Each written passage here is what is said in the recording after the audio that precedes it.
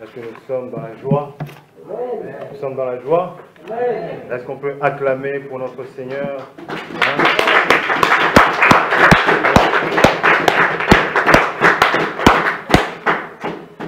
Le Seigneur nous a réunis, le Seigneur nous a rassemblés dans la présence de sa joie. Amen. Amen. Nous sommes des hommes et des femmes heureux. Amen. Heureux parce que nous sommes sauvés. Heureux parce que nous avons connu. Dieu s'est révélé à nous et nous l'avons connu. Et nous sommes dans la vérité. Voilà notre bonheur. Notre bonheur n'est pas dans quelque chose de matériel, dans la boisson ou dans des plaisirs. Mais notre bonheur est en Christ. Amen. En celui qui nous a pris, qui nous a retirés du monde, qui a pardonné nos péchés, qui nous a purifiés et qui a fait de nous un royaume de sacrificateurs. Amen. Que le Seigneur soit béni. Que le Seigneur bénisse sa parole. Qu'il sanctifie ma bouche, qu'il sanctifie les oreilles de ceux qui l'entendent, afin que nos cœurs puissent la recevoir avec un cœur pur. Amen. Amen. Ce matin, j'aimerais que nous puissions partager un thème. Et ce thème, c'est les dangers de la non-croissance. Les dangers qui sont liés quand il n'y a pas la croissance spirituelle. Il y a une vérité que je pense qu'il est important que nous puissions le savoir. Lorsque un chrétien ne grandit pas, ne progresse pas spirituellement, ne produit pas du fruit, ce chrétien s'expose à des dangers. Il s'expose aux différents dangers. Et ces dangers sont réels. Ces dangers peuvent nous emmener à la mort, à la séparation. Voilà pourquoi il est nécessaire de comprendre cela et de comprendre l'importance de la croissance spirituelle. Et parmi ces dangers, le premier danger que nous allons voir, c'est le danger qui vient directement du ciel. Nous allons le voir par un parabole qui est dans l'évangile de Luc. Luc au chapitre 13. C'est un parabole qui est très connu.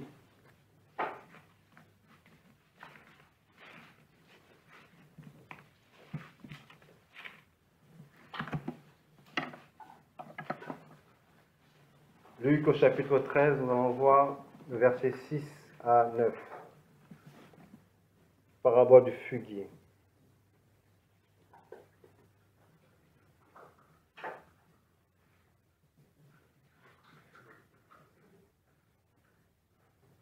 Luc 13, 6. Je lis au nom de Jésus, je vais vous lire la parole, la version Semeur. Là-dessus, il leur raconta cette parabole, Jésus. Un homme avait un figuier dans sa vigne. Un jour, il voulut y cueillir des figues, mais il n'en trouva pas. Il dit alors à celui qui s'occupait de sa vigne, « Voilà 3 ans que je viens chercher des figues à cet arbre, sans pouvoir en trouver. Arrache-le. » Dans d'autres versions, on dit « coupe-le ». Mais je préfère cette version qui dit « arrache ». Arrache-le. Arrache-le. Je ne vois pas pourquoi il occupe la place inutilement. Maître, lui répondit l'homme, laisse-le encore cette année, et je bêcherai encore la terre tout autour, et j'y mettrai du fumier. Peut-être qu'il portera du fruit à la saison prochaine. Sinon, tu le feras arracher. Amen. Nous savons qu'un parabole n'est pas forcément une histoire vraie. Jésus utilisait beaucoup de paraboles, mais le but des paraboles sert à enseigner une vérité, sert à faire connaître un principe spirituel. Les choses spirituelles, nous ne les voyons pas, et le Seigneur a voulu nous faire comprendre cela par des choses naturelles. Il a voulu passer par des éléments naturels pour nous faire comprendre le surnaturel, le spirituel. Et dans ce parabole, il y a 4, ou je dirais 3 éléments qui sont importants. Et le premier élément, c'est l'exigence du maître. La patience du maître qui arrive à son terme. Et le jugement du maître. L'exigence du maître. Le maître a planté un figuier et a mis une personne responsable de ce figuier, une personne qui s'occupe de ce figuier. Et le maître exige que ce figuier puisse porter du fruit. Il exige, il attend de ce figuier qu'il porte du fruit. Et il nous dit que 3 ans, il vient chercher du fruit, mais il n'en trouve point. 3 années que le maître patiente. Mais il est arrivé un moment où la patience du maître arrive à son terme.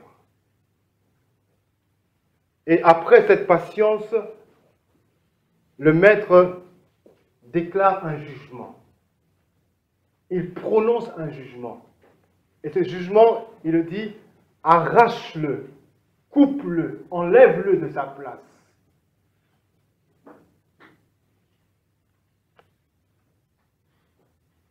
Vous voyez que non seulement le maître a fourni des efforts, il paye une personne pour s'occuper de ce figuier. Et une personne est là, matin, nuit, il arrose ce figuier, il prend soin, il veille sur ce figuier, mais ce figuier ne porte pas du fruit. Et parce que ce figuier ne porte pas du fruit, la patience du maître arrive à son terme. J'aimerais dire que nous disons et nous savons que Dieu est patient. Dieu est patient, Dieu est amour, c'est vrai. Mais nous savons aussi que la patience de Dieu a une limite. La patience de Dieu arrivera un jour aussi à son terme. Nous savons que la grâce n'est pas éternelle. La grâce a un temps. La grâce a un commencement et a une fin. Et quand cette grâce termine, il y a le jugement. Et ce figuier n'est pas un figuier qui est sauvage. Ce n'est pas un figuier qui est quelque part, qui a été laissé comme ça, mais ce figuier appartient à une personne.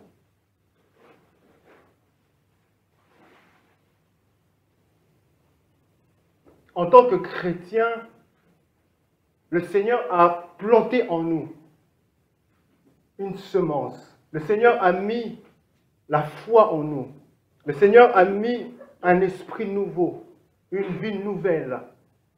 Le Seigneur a semé le caractère de Christ en nous. Et ces choses-là doivent grandir en nous. Ces choses que le Seigneur a déposées en nous doivent grandir et produire du fruit.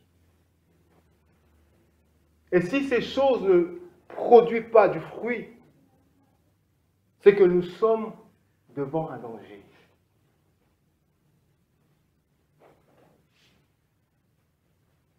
Lorsque le Seigneur nous a pris du monde, comme nous l'avons entendu vendredi, il ne nous a pas retirés du monde, il nous a laissés dans le monde. Il nous a laissés dans le monde afin que nous puissions porter du fruit. Afin que nous puissions être des lumières pour éclairer le monde. Mais si la lumière n'éclaire pas, à quoi sert-il? Si le sel que nous sommes ne donne pas du goût, à quoi sert le sel?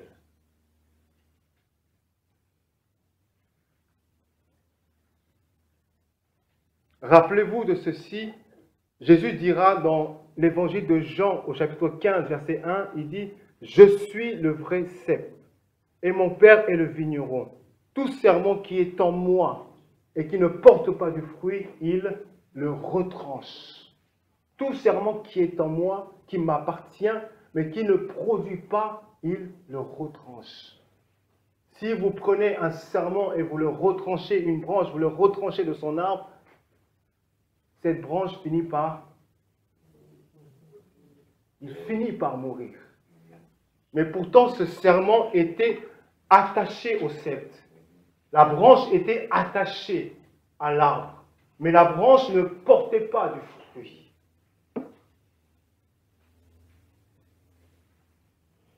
Nous appartenons à Christ. Nous sommes enfants de Dieu. Nous sommes nés de nouveau. Mais si dans notre vie chrétienne, nous ne croissons pas, nous ne faisons pas des progrès spirituellement, des progrès dans notre marche, des progrès dans notre foi, des progrès dans notre engagement, des progrès dans notre intimité, des progrès dans notre connaissance de la parole de Dieu. Si nous ne produisons pas, nous sommes inutiles. Non seulement nous sommes inutiles au maître, mais nous sommes inutiles aux autres. Parce que si le chandelier qui est mis dans le monde et ce chandelier n'éclaire pas, parce que le chandelier n'est pas censé éclairer pour lui-même, il est censé éclairer les autres. Ouais, le Seigneur nous a mis dans une société, il nous a mis dans une famille, il nous a mis dans un entourage, afin que nous puissions porter du fruit. Mais ce fruit n'est pas pour nous. Ce fruit, soit c'est pour nos familles, c'est pour notre société, pour ceux qui travaillent avec nous, pour nos maris, pour nos femmes, nos enfants, afin qu'à travers nos fruits, ils puissent voir le Seigneur. Amen. Amen. Voilà le danger. Et ce danger ne vient pas de l'extérieur, mais ce danger vient de notre Maître lui-même. Il vient de notre Seigneur. Vous voyez que notre Dieu est amour, mais notre Dieu est aussi exigeant envers chacun de nous. Vous voyez, chacun de nous, nous venons à l'église dimanche après dimanche ou vendredi après vendredi, nous écoutons la parole de Dieu, nous prions, le Seigneur accorde sa grâce sur nous, mais le Seigneur attend aussi de nous quelque chose. Il attend de nous quelque chose. Il attend de ma sœur quelque chose. Il attend de mon frère quelque chose. Le Seigneur attend quelque chose. C'est comme si le Seigneur tend les mains vers nous. Comme nous aussi, nous tendons les mains vers Dieu. Nous demandons à Dieu, Seigneur, fais ceci dans ma vie. Seigneur, fais cela dans ma vie. Mais le Seigneur aussi tend ses mains vers nous et veut recevoir quelque chose. Rappelez-vous de ce figuier que le Seigneur a maudit. Le Seigneur est venu vers ce figuier. Il est venu pour manger les fruits de ce figuier. Mais il n'a pas trouvé les fruits. Imaginez-vous que le Seigneur vient vers nous ce matin. Il vient vers chacun de nous ce matin. Est-ce qu'il va trouver du fruit? Est-ce qu'il va trouver du fruit? Non seulement il n'a pas trouvé du fruit, mais par la suite, il a maudit. Le Seigneur a maudit. On dit qu'il ne faut pas maudire, mais le Seigneur a maudit cet arbre. Comment le Seigneur, le Dieu d'amour, peut-il maudire? C'est une réalité que nous devons avoir, nous devons être conscients de cela. Nous ne devons pas seulement avoir les yeux fixés sur l'amour de Dieu, la bonté de Dieu, la patience de Dieu, la miséricorde de Dieu, mais c'est un Dieu qui est aussi juste. C'est un Dieu aussi qui réclame. C'est un Dieu aussi qui juge. Il juge ceux qui lui appartiennent. Amen. Amen. Nous allons voir un autre passage dans l'épître des Éphésiens. Nous allons voir ce que le Seigneur a fait. Et pourquoi est-ce que le Seigneur a fait cela? L'épître d'Éphésiens au chapitre 4.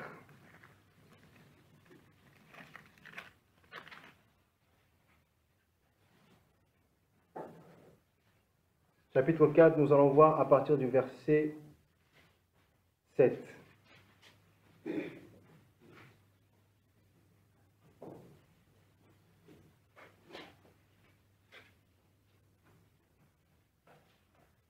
Mais à chacun de nous, la grâce a été donnée selon la mesure du don de Christ. C'est pourquoi il est dit, étant monté dans les hauteurs, il a emmené des captifs. Il a fait des dons aux hommes. Or, que signifie il est monté, sinon qu'il est aussi descendu dans les régions inférieures de la terre? Celui qui est descendu, c'est le même qui est monté au-dessus de tous les cieux, afin de remplir toutes choses. Et il a donné les uns comme apôtres, les autres comme prophètes, les autres comme évangélistes, les autres comme pasteurs et docteurs, pour le perfectionnement des saints, en vue de l'œuvre du ministère et de l'édification du corps de Christ, jusqu'à ce que nous soyons tous parvenus à l'unité de la foi et de la connaissance du Fils de Dieu, à l'état d'homme fait, à la mesure de la stature parfaite de Christ. Je m'arrête là. Le Seigneur a fait quelque chose pour son Église, pour les membres de son Église. Le Seigneur a donné des dons. Il a fait des dons aux hommes. Il a suscité des pasteurs. Il a suscité des prophètes. Il a suscité des anciens. Il a suscité des apôtres dans un seul but. Perfectionner son peuple. Perfectionner son peuple. Et dans le dictionnaire, perfectionner veut dire développer, augmenter, faire grandir les qualités de quelqu'un ou de quelque chose dans un sens positif, faire progresser spirituellement. Voilà la définition de perfectionner. Le Seigneur a donné des dons afin que ses membres puissent grandir. Le but du Seigneur, c'est de faire grandir chacun de nous, de faire grandir son corps, de faire grandir son peuple. Et pourquoi faire grandir son peuple? Pourquoi permettre à son peuple de progresser pour que chacun soit rendu capable de servir dans l'Église? Pour servir. Grandir pour devenir capable de servir. Parce que lorsque la personne ne grandit pas, elle ne peut pas servir.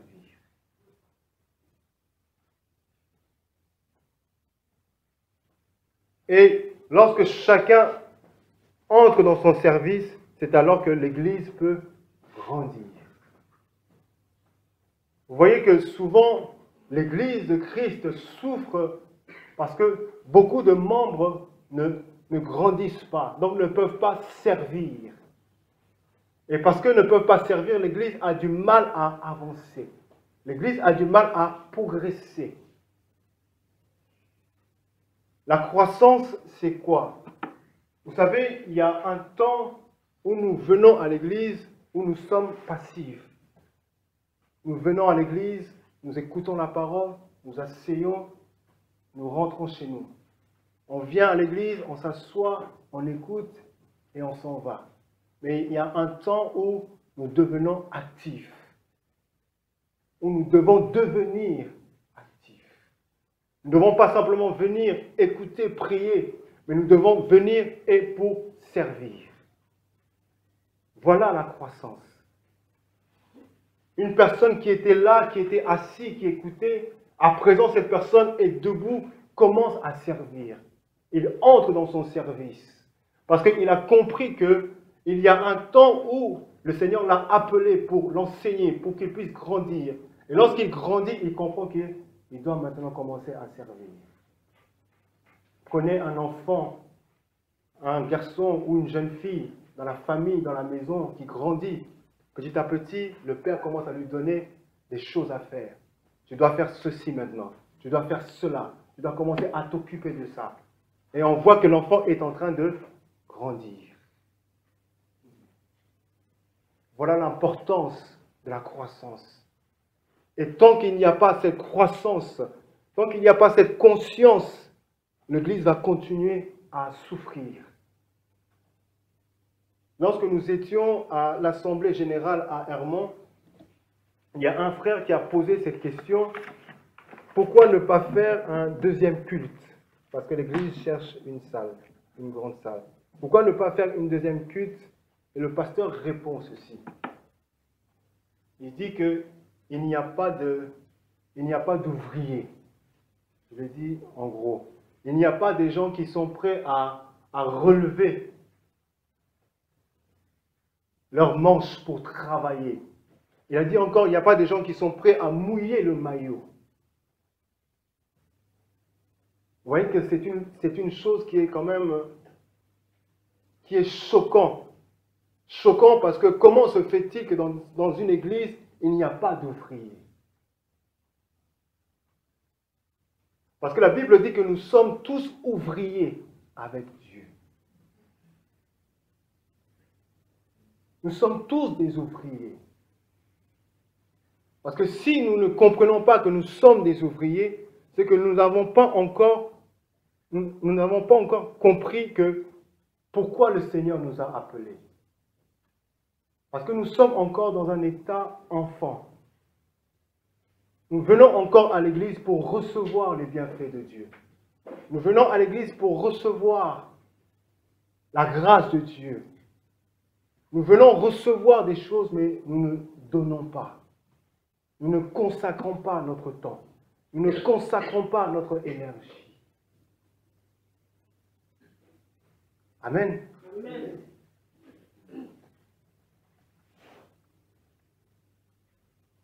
Et le verset 14 dit ceci. Ainsi, nous ne serons plus des enfants. Voilà le but de la croissance. Ne plus être un enfant. Et voilà ce qu'il dit. Ainsi, nous ne serons plus des enfants flottants, emportés par tout vent de doctrine, par la tromperie des hommes, par leur ruse dans les moyens de séduction. Amen. Être un enfant n'est pas un problème. Mais demeurer enfant est un problème. Nous sommes tous nés un jour, nous sommes nés de nouveau, mais nous devons grandir. L'apôtre dit, ainsi vous ne serez plus des enfants. Dans d'autres versions, il dit, ainsi vous ne serez plus des bébés. Et voilà ce qu'il dit, vous ne serez pas flottants et emportés par tout vent de doctrine. Voilà le danger. Le danger d'être un enfant. Le danger de ne pas grandir. Ce danger, c'est être facilement manipulé, être facilement trompé par toutes sortes de ruses, par toutes sortes de fausses doctrines. Nous savons que nous sommes dans les derniers temps et que ces derniers temps seront de plus en plus difficiles. Et ces derniers temps seront difficiles pour ceux qui ne grandissent pas. Pourquoi? Parce qu'ils vont être emportés par toutes sortes de vents. Ils vont être emportés par la peur. Nous avons vu des accidents qui se sont passés, des crimes qui ont été commis. Et lorsque un chrétien n'est pas enraciné, un chrétien est encore à l'état de l'enfant, il va être dans la peur de sortir, dans la peur d'aller au travail. Pourquoi? Parce qu'il ne se sent pas en sécurité, parce qu'il a peur.